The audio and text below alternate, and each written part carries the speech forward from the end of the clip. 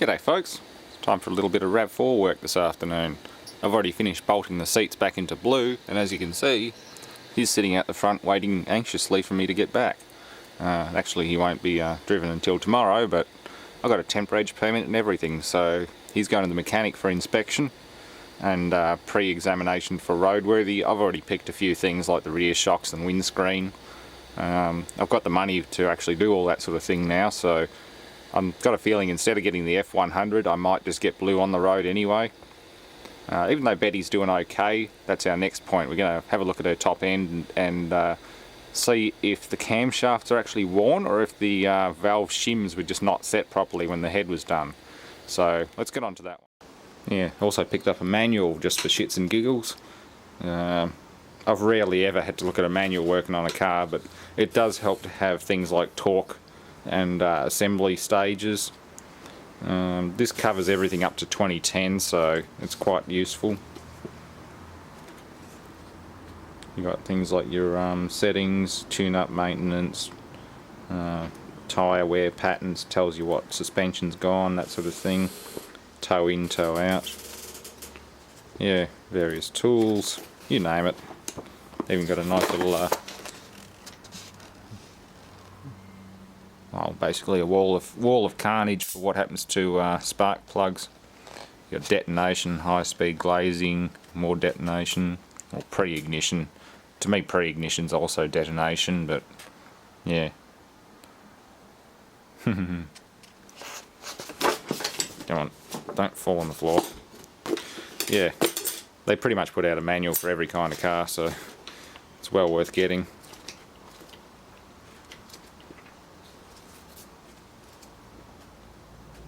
Covers the V6 model as well, the newer models with the plastic intake manifold.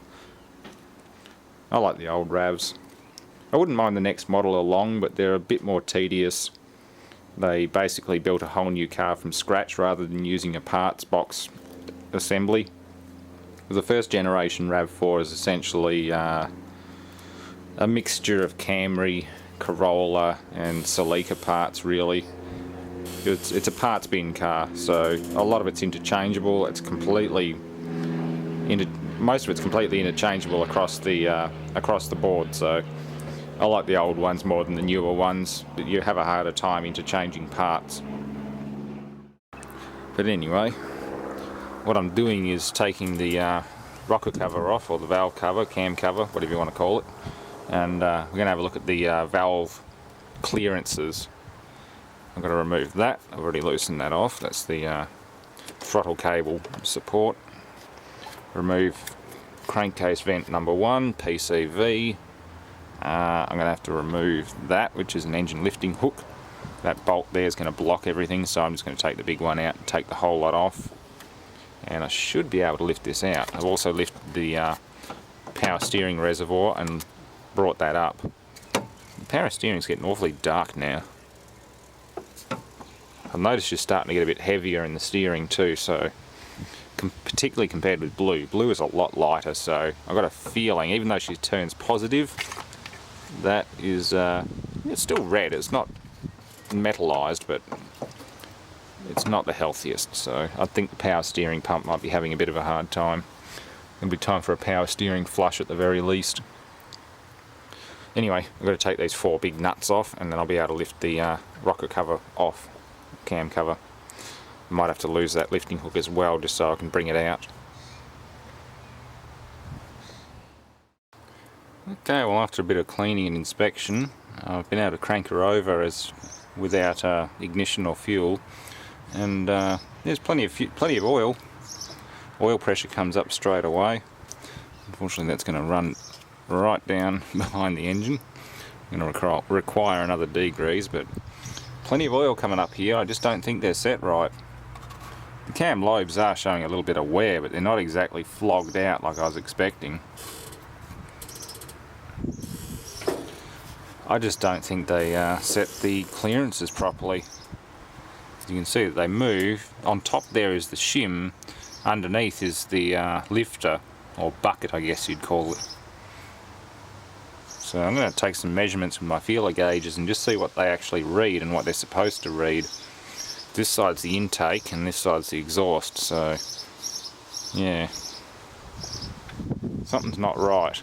It's certainly very noisy. Everything else seems to be fine. I'm getting tons of oil, and yeah, not quite right anyway. Even on this end here, there is wear on the cams, but it's not excessive. Like, they're not scored or severely damaged. I don't know how well set these spider gears are, although the service bolt hole, it's almost lined up. It might be slightly out, but yeah, that's another thing. This little gear here is spring loaded. It's in 2 sections, and it's spring loaded to prevent chatter between the teeth. So that could be another issue. Maybe they didn't set the spider gear properly, but that means pulling the top end apart. Well, at least pulling this cam out. So that's sort of a last resort at this stage. For now, I'm just going to, well, yeah, just check the clearances, make sure the clearances are right. If the clearances come up alright, or within tolerance, I'll consider pulling this cam out and retensioning the spider gear and then setting it back in. It'll be fairly tricky, but it's not impossible with the equipment that I've got. Anyway.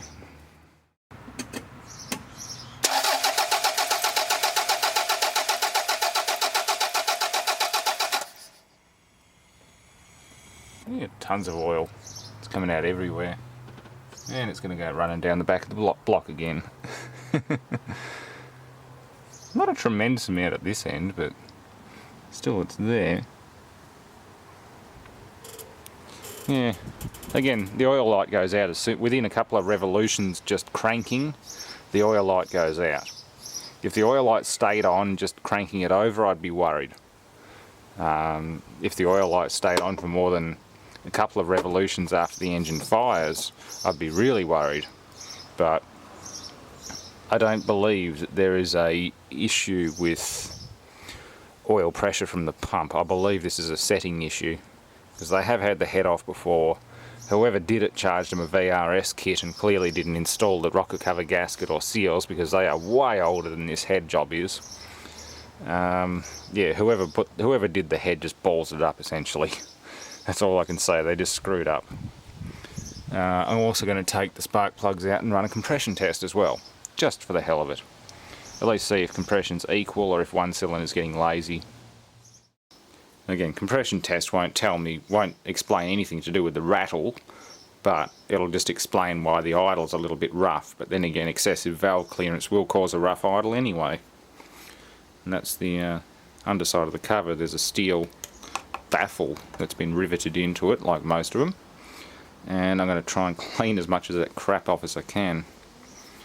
That'll just leave it be. Don't touch it and just let it come off gradually and let the oil filter catch it, which is probably the safest thing to do. But you can see they've slathered the gasket, new or old, more than likely old. They've just slathered it in grey max and stuck it back in there. New gasket, you shouldn't have to cover it with sealant. There are a few key points, particularly where the half moons go into the cylinder head. You do put a bit of sealant on there, like there, and there. That's about it. This covering the whole gasket with sealant is indicative of somebody reusing an old gasket after they've already charged the customer for a VRS kit. Not good. Okay, well, I'll be buggered if I can find a valve on here that's been shimmed incorrectly. Looks like they actually did a decent job of it. There are a few which are on, like, wildly within tolerance, but they're at either end of the scale. Some of them are a little bit tighter than others, and some of them are at the far end of the scale as far as being loose, but still, loose is better than tight, and they're not that bad. Looking at the clearances in here, if I go to, say, the exhaust valve, maximum clearance is 0.38 millimeters, or 0.015 inches, which is what I've got here, 0.015. They're old gauges, but they're still good. And again, I can't even get that under that exhaust cam. Nothing. If I go down one size, it'll just slip in nicely, but if I stick with the maximum, it won't even go in. So that's definitely not the issue, and I've gone over everything from end to end, exhaust and intake, checking them against their respectable clearances, and they're all within spec. All of them. All these caps are tight. I've checked them all. These scissor gears are my only real suspect here. I'm guessing this may have been released by accident and not tensioned properly, so as the cam rolls over the springs, the cam tries to snap over. If you imagine the upward force of the valve springs pushing on the lobes, once it tries to tip over the 12 o'clock position, it'll just go click and cause the clatter. That's the only thing I can think of. I'm also going to take the timing cover off and make sure that the timing pulley hasn't worked loose or simply not been tightened. That's about it. Apart from that, the only other thing I can think of is maybe wrist pin or gudgeon pin noise, which I hope not. I hope the bottom end's alright, but who knows. Yeah, worst case scenario, it's not actually the top end, it could be wrist pins or something more serious. It does still sound like top end. It doesn't sound like it's coming from the crankcase. You get a different sound from the crankcase. So that's what I'm going to be looking at next. Maybe not tonight. It's not far off getting dark, but at least now I know the valves and the cams are still fine. Anyway, that'll do for now. We'll make a part 2 later, and yeah, keep on going. Thanks for watching.